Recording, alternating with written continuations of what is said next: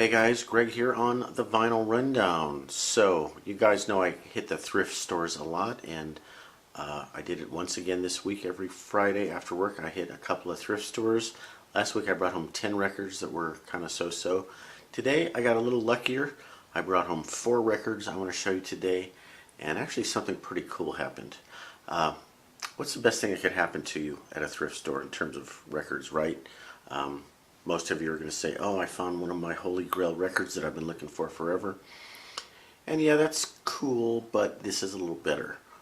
What if you find a record that you never heard of, by an artist you never heard of, and you're turned on to a whole new kind of group or style of music that you weren't even aware of?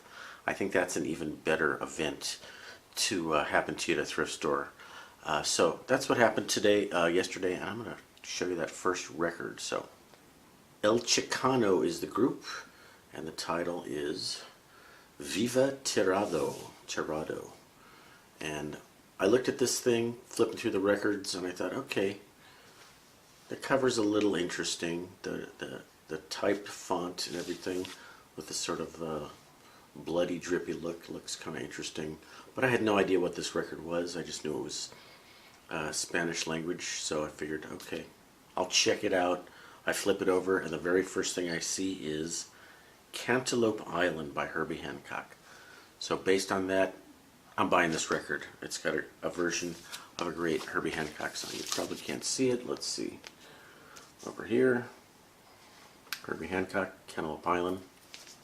That's one of Herbie's very first hit tunes from the 60s on Blue Note, and one of his most well-known tunes. I figure, okay, if it's got that on it, it's probably worth checking out. So I get the record home, I do a little more digging to see what this is all about. It's got a very extensive, long set of liner notes written by the producer, whose name is Eddie Davis, owner of Faro Productions, also known as Gordo, Enamorado Simpatico Pelon. I think that's some kind of joke maybe. I don't know if that's his real name. Anyway, El Chicano is... The word Chicano is like Mexican-American. So they were one of the first Mexican-American bands. This is from 1970, by the way. This is their first record. It's jazz, but it's also Mexican-influenced and soul and funk kind of all wrapped in one. This is all instrumental, and it's jazzy, but it kind of will remind you of Santana because it's got the Latin percussion, and the organ is great. The organ sound, the B3 Hammond organ. And there was some good guitar on here too. So brought this home, fired it up, sounded great. Everybody in my family loved this record. It was a real surprise. So these are all cover tunes for the most part. You've got Eleanor Rigby, you've got Hurt So Bad. Viva Tirado is a song by Gerald Wilson, the kind of big band guy. That was actually a hit song off this hit record, which I don't really recognize the song. It's actually not my favorite song on here. There's a wacky version of Light My Fire by The Doors, and it's kind of, the organ player is showing off how well he can do the organ bit, but it's a 25-second version of Light My Fire. It's like, we're going into it, and then next, cut to the next tune. So what was I, oh, so El Chicano was kind of big in the 70s, and they had some other tunes, but they're actually well known by everybody because they did Keep Your Eye on the Sparrow, which was the theme song from the Beretta Show by Robert Blake. Robert Blake, you may know, had that hit show in the 70s, and I think he's in prison now for like the murder of his girlfriend or something. But El Chicano was the backup band when Sammy Davis Jr. recorded that song, and then they had another they had a hit single with that tune. So El Chicano, very kind of fortunate random event that I discovered them at the thrift shop, and check them out. That's a pretty cool record, and I see it on eBay for somewhere between 20 and 60 bucks.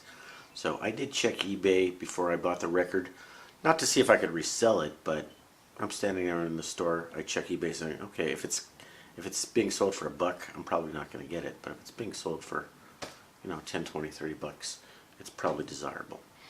Alright, record number 2 from the same Goodwill, Bobbie Gentry, Local Gentry. So this is from 1968.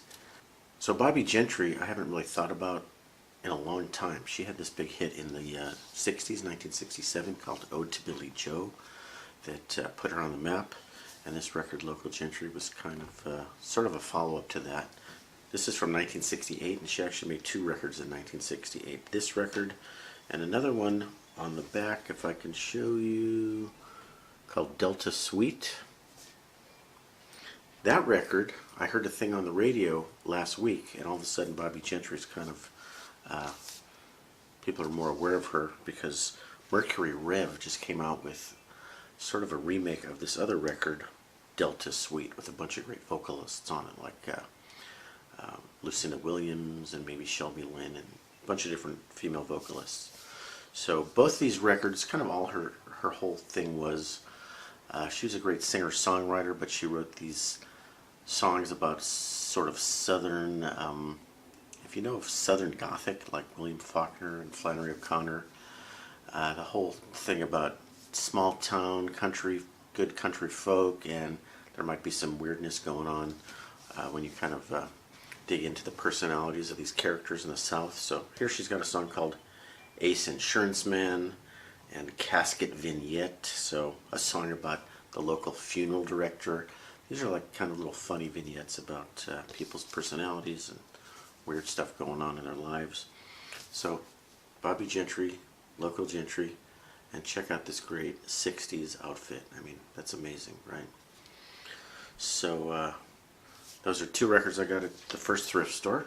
Right down the street is another thrift store, and the bad news there is everything is $3, which is, I think, kind of ridiculous. So first record I got at the $3 thrift store. Let's see, what side do you like to show it on?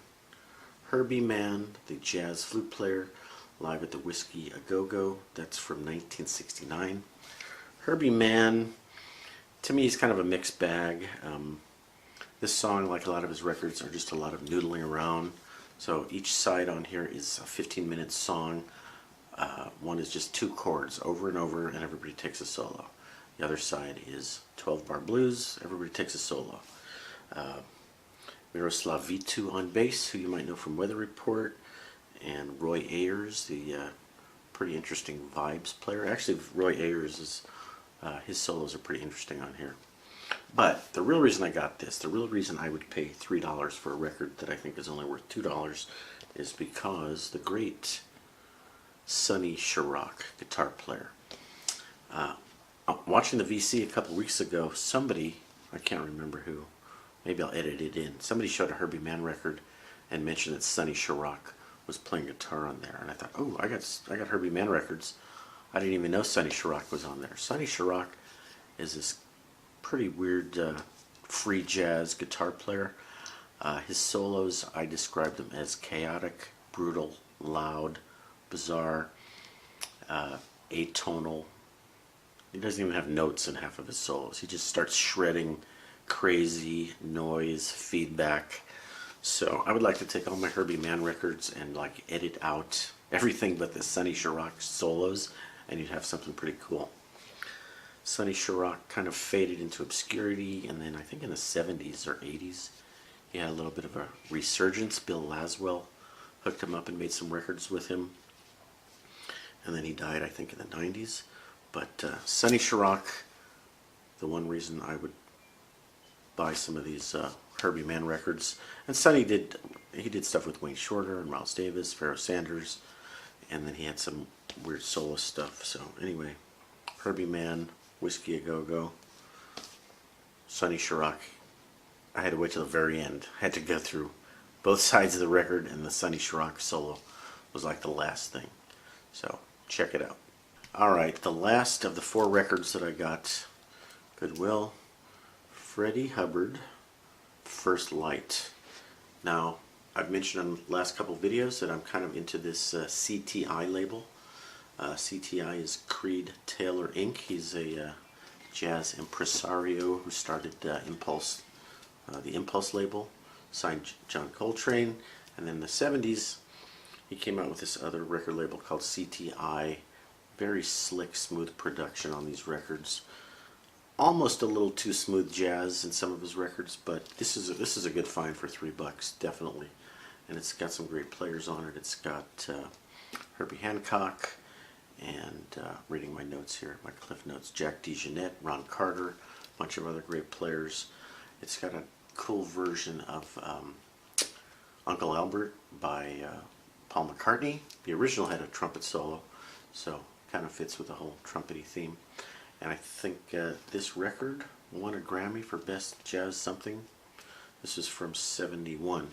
So you can see all the 4 records I have are from a kind of a close-knit period, 1968, 69, 70, 71. Hey, coincidence. To me, it is one of the greatest periods in music, both in rock and later jazz. So this is a gatefold, but it's still got the original shrink on it, so I'm kind of not tempted to open it up and show you what's going on the inside. But I didn't show you the cool photo of the Rolls Royce on the back.